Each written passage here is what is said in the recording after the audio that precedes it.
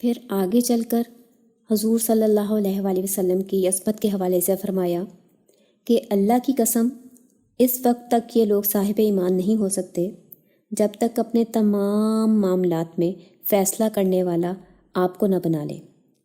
اور پھر اس فیصلے کے بعد دل میں کوئی خلل بھی محسوس نہ کریں، مطلب پوری طرح مطمئن ہو جائیں، یعنی انہیں اس بات پر پورا یقین ہو کہ جو فیصلہ رسول صلی اللہ علیہ وآلہ وسلم نے کیا ہے یہی سب سے بہتر ہے۔ جیسے عام طور پر ہوتا ہے نا کہ کئی دفعہ ہم کسی بڑے کا حکم مان تو لیتے ہیں لیکن دل میں ایک ملال یا خلش باقی رہتی ہے کہ اس کام کو اس طریقے سے کرنا ضروری تو نہیں تھا، ایسے کر لیتے تو زیادہ آسانی ہو جاتی۔ تو یہاں یہ بھی مینشن کر دیا گیا کہ صرف حکم اوبے کرنا کافی نہیں، تمہارا دل سے اس فیصلے پر سیٹسفائی ہونا بھی ضروری ہے۔ اگر فل سیٹسفیکشن ہے تو پھر ایمان ہے، ورنہ نہیں۔ یعنی رسول صلی اللہ علیہ وآلہ وسلم کے طریقے پر خوش رہنا ایمان کا جزو لازم ہے۔ اس کے بعد ایک اور بات جس کی بہت تاکید کی گئی وہ ہے قرآن کو سمجھ کے پڑھنا۔ اصل میں ہمارے معاشرے میں ایک غلط فہمی بہت پھیل چکی ہے، اور تمام مسلمان والدین اپنے بچوں کے لیے بس انہی چیزوں کا اہتمام کرتے ہیں کہ قرآن کا ایک دفعہ ناظرہ پڑھ لیں، نماز کے الفاظ زبانی یاد کر لیں،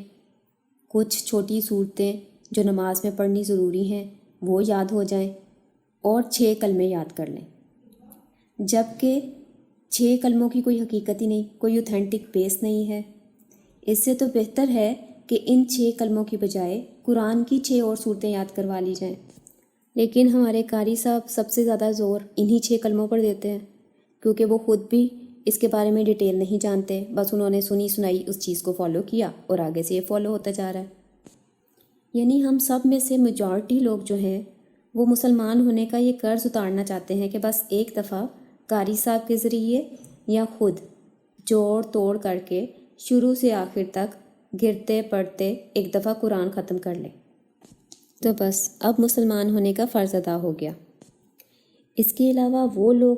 جو روزانہ کی بنیاد پر قرآن کا ایک رکوع یا کچھ آیات صبح ضرور تلاوت کرتے ہیں تاکہ دن کا آغاز نیک کام سے ہو، یعنی تلاوت قرآن سے ہو، اور سارا دن اچھا گزرے، اور وہ بھی یہ کام بغیر ترجمے کے ہی کرنا پریفر کرتے ہیں کیونکہ ہمارے پاس ٹائم نہیں ہے ترجمہ پڑھنے کا۔ اور شاید اس کی بنیاد ایک حدیث کو بنایا گیا ہے کہ قرآن کے ایک ایک حرف کو پڑھنے سے 10 نیکیاں ملتی ہیں، اور تقریباً 98% لوگ صرف اسی ثواب کی نیت سے قرآن کی کچھ آیات روزانہ پڑھتے ہیں، اور اسی کو وہ قرآن کی تلاوت سمجھتے ہیں، حالانکہ تلاوت کا جو اصل مفہوم ہے وہ پڑھنا نہیں ہے۔ عربی زبان میں لفظ تلاوت کا مطلب ہوتا ہے ٹو فالو، یعنی پیچھے چلنا، پیروی کرنا۔ جیسے بطخ اور مرغی کے چوزے ان کے پیچھے پیچھے چلتے ہیں، جہاں مرغی جاتی ہے چوزے بھی لائن بنا کر اس کے پیچھے وہیں چلے جاتے ہیں۔ اس طرح فالو کرنے کو تلاوت کہا جاتا ہے۔ اور جب ہم قرآن بھی پڑھتے ہیں نا تو ہماری نظر یا ہماری انگلی ان لکھے ہوئے الفاظ کو فالو کرتی ہے، اس لیے اسے تلاوت سے منسوب کر دیا جاتا ہے، جبکہ حقیقتاً لفظ تلاوت کا مطلب ہوتا ہے کسی کے نقش قدم پر چلنا یا کسی کی انسٹرکشنز کو فالو کرنا۔ اور مسلمانوں میں غلط فہمی پھیل گئی کہ بس قرآن کو پڑھ لینا کافی ہے، سمجھنا یا عمل کرنا اتنا ضروری نہیں۔ یہ تو کوئی بہت زیادہ نیک یا اللہ کا ولی ہو تو اس کے کرنے کا کام ہے، عام لوگوں کو اس کی ضرورت نہیں۔ جبکہ اس کے برعکس صحابہ کرام قرآن کو سمجھنے کی کوشش کیا کرتے تھے، آپس میں ڈسکشنز کرتے تھے، غور و فکر کرتے تھے، اور ایک دوسرے سے پوچھا کرتے تھے کہ آپ کے خیال میں اس آیت کا کیا مفہوم ہے۔ حالانکہ قرآن تو ان کی اپنی زبان یعنی عربی میں تھا، تو انہیں سمجھنے کی ضرورت کیوں پیش آئی؟ مطلب وہ اس کے مفہوم کے بارے میں سوچا کرتے تھے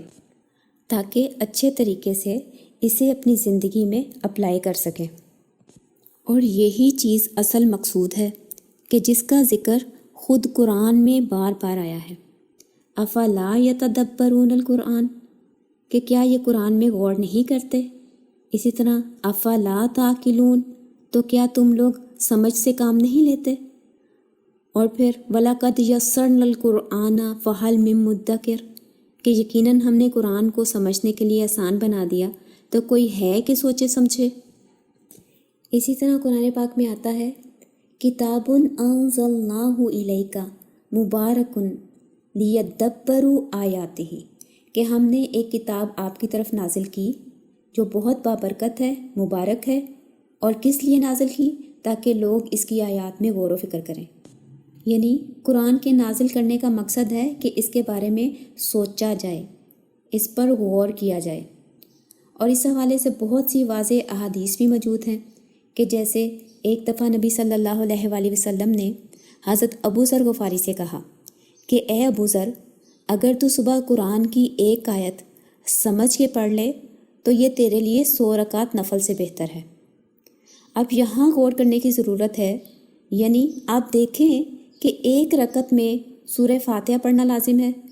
اور ساتھ میں ایک کوئی چھوٹی صورت، تو سورہ فاتحہ کی 7 آیات ہیں اور سب سے چھوٹی صورت 3 آیات پر مبنی ہوتی ہے، تو 7 اور 3 10،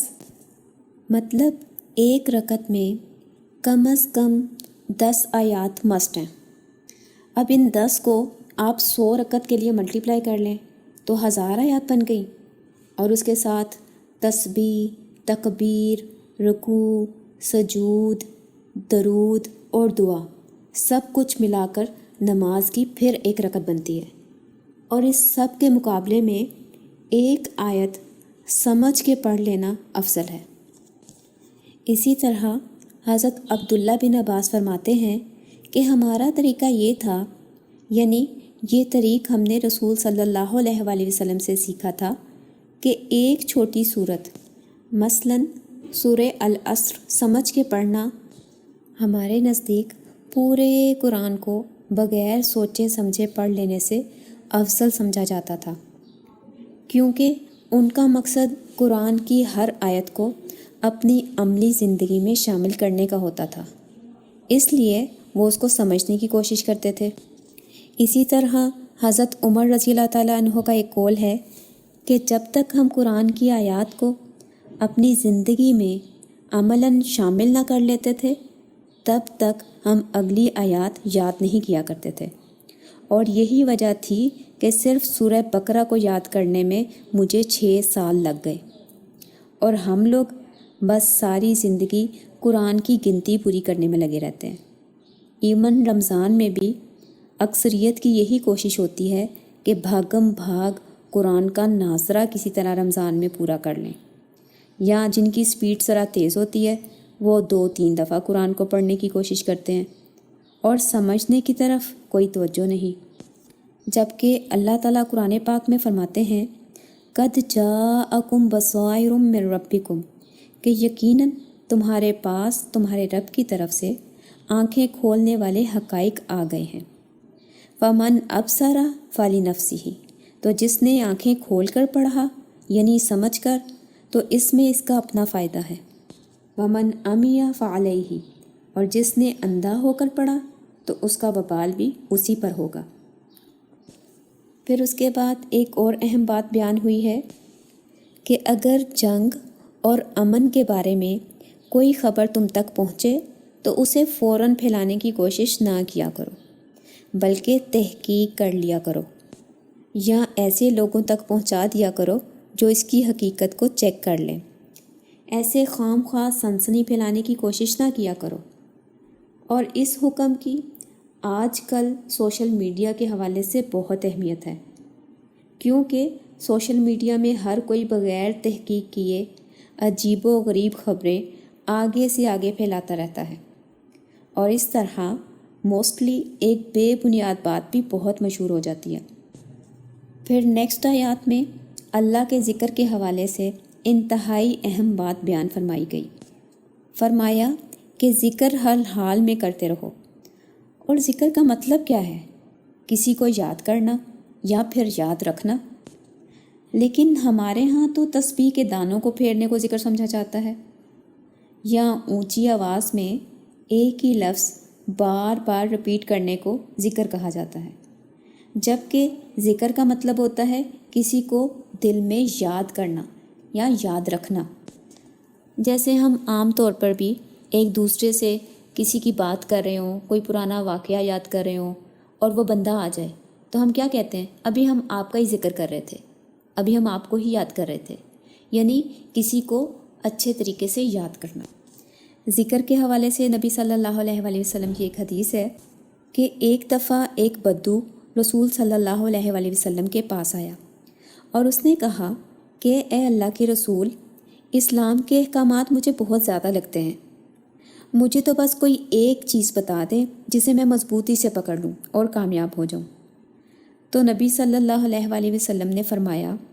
لا یزال لسانک رطبا من ذکر اللہ، کہ بس پھر یہ کر لو کہ تمہاری زبان ہر وقت اللہ کے ذکر سے تر رہے، یعنی جو کام بھی کرو دل میں اللہ کا ذکر اور اللہ کی یاد رہے۔ اللہ کے ذکر سے یہ بھی مراد ہے کہ جب ہم کسی کی غیبت کرنے لگیں تو فوراً ہمیں اللہ یاد آ جائے اور ہم اس سے رک جائیں، اور جب ہم جھوٹ بولنے لگیں تو فوراً اللہ کو یاد کریں اور جھوٹ سے بچ جائیں۔ یہ ہے اللہ کا ذکر۔ اور ایک غلط فہمی ہمارے ذہنوں میں یہ بھی ہے کہ یہ جو ہم نماز پڑھتے ہیں یہ بھی تو اللہ کا ذکر ہے، بلکہ ذکر کی سب سے بہترین شکل ہے، تو پھر ذکر کے حوالے سے نماز ہی کافی ہے، یعنی اس کے بعد مزید کسی ذکر کی ضرورت نہیں رہتی۔ اس حوالے سے سورہ نساء کی آیت 103 پر ذرا غور کریں کہ جب تم نماز سے فارغ ہو جاؤ تو کھڑے، بیٹھے، لیٹے، ہر حال میں اللہ کا ذکر کثرت سے کرو۔ یعنی یہاں پہ یہ کلیئر کر دیا گیا کہ ذکر سے مراد ہے کہ نماز کے علاوہ اللہ کو یاد رکھنا۔ اور پھر قرآن میں ایک اور جگہ پر آتا ہے وَلَا ذِكْرُ اللَّهِ اکبر، کہ بے شک اللہ کا ذکر بہت بڑا ہے، یعنی اللہ کا ذکر بہت بڑی چیز ہے، بہت بڑا کام ہے۔ پھر آگے چل کر منافقوں کی خصوصیات اور ان کا انجام واضح کیا گیا کہ جن لوگوں نے ایمان قبول کرنے کے بعد دوبارہ کفر کیا، پھر ایمان لائے، پھر کفر کیا اور پھر اپنے کفر میں بڑھ گئے، یعنی منافق ہو گئے، تو اللہ یقیناً انہیں کبھی نہیں بخشے گا اور نہ ہی انہیں ہدایت کا راستہ دکھائے گا۔ اور پھر ساتھ کہا گیا منافقوں کو دردناک عذاب کی خوشخبری سنا دو، یعنی ایک تو عذاب اور اس پر دردناک، تکلیف دہ، پینفل پنشمنٹ۔ اور پھر آگے اللہ تعالیٰ بیان کرتے ہیں کہ یقیناً اللہ تمام کافروں اور سب منافقوں کو جہنم میں جمع کرنے والا ہے، یعنی منافق اور کافر یہ برابر ہیں، دونوں کو جہنم میں داخل کیا جائے گا۔ بلکہ اگلی آیت میں تو مزید منافقین کے حوالے سے یہ کلیئر کیا گیا کہ منافق تو یقیناً جہنم کے سب سے نچلے درجے میں ہوں گے۔ اللہ ہمیں منافقت سے بچنے کی توفیق عطا فرمائے، آمین۔ بلکہ اس حوالے سے نبی صلی اللہ علیہ وآلہ وسلم کی ایک بہت پیاری دعا ہے، اللہم طہر قلبی من نفاق وعملی من ریا ولسانی من الکذب وعینی من الخیانہ، کہ اے اللہ مجھے نفاق سے پاک کر دے اور میرے عمل کو دکھاوے سے پاک کر دے، میری زبان کو جھوٹ سے اور آنکھوں کو خیانت سے پاک کر دے، آمین۔ اس کے بعد اگلی آیات میں بنی اسرائیل کے حالات بتائے گئے اور حضرت عیسیٰ کا تذکرہ ہے اور رفع آسمانی کا ذکر ہے، اور یہ کلیئر کیا گیا کہ ان لوگوں نے انہیں ہرگز قتل نہیں کیا اور نہ ہی انہیں سولی پہ چڑھایا ہے۔ پھر مختلف انبیاء اور رسول کا نام لے کر تذکرہ کیا گیا کہ اللہ نے سب کی طرف وحی کی، بالکل اسی طرح اے نبی صلی اللہ علیہ وآلہ وسلم ہم نے آپ کی طرف بھی وحی کی ہے،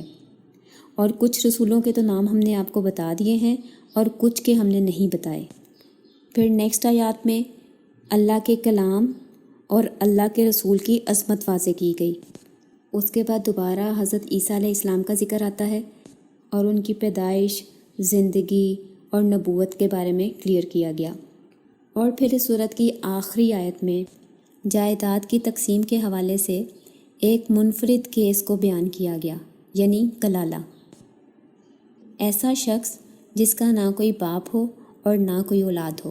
تو ایسے شخص کی جائیداد کیسے تقسیم کی جائے؟ کیونکہ اس پر اب وہ ریگولر وصیت والے قوانین تو اپلائی نہیں ہوں گے، تو اس لیے اس کو سیپریٹ بیان کر دیا گیا۔ اور یہیں پہ اس صورت کا اختتام ہوتا ہے۔ سبحانک اللہم و بحمدک، نشہد ان لا الہ الا انت ونستغفرک ونتوب الیک۔